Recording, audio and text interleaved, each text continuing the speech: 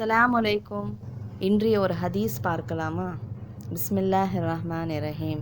நேசத்துக்குரியவர் யார்? தன் தந்தை, பிள்ளை மற்றும் ஏனைய அனைத்து மக்களை விடவும் நான் நேசத்துக்குரியவனாக ஆகாதவரை உங்களில் எவரும் இறை நம்பிக்கையுடையவராக ஆக முடியாது என்று நபிகள் நாயகம் ஸல்லல்லாஹு அலைஹி வஸல்லம் அவர்கள் கூறினார்கள். அறிவிப்பவர் அனஸ் ரதியல்லாஹு அன்ஹும். இந்த ஹதீஸ் புகாரி 15, முஸ்லிம் 69 பதிவு செய்யப்பட்டுள்ளது. இந்த ஹதீஸுடைய விளக்கம் பார்ப்போம். இஸ்லாத்தின் முக்கியமான ஒரு அடிப்படை விஷயத்தை தெளிவுபடுத்தும் நபிமொழி இது.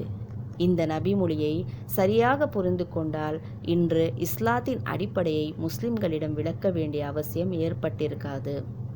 மார்க்க சட்டங்கள் என்று வழக்கத்தில் இருப்பவை திருக்குரானுக்கும் நபிமொழிக்கும் முரணாக இருந்தால் திருக்குரானுக்கும் நபிமொழிக்கும் முக்கியத்துவம் கொடுத்து நடைமுறையில் உள்ள சட்டங்களை தூக்கி எறிந்திருக்க வேண்டும்.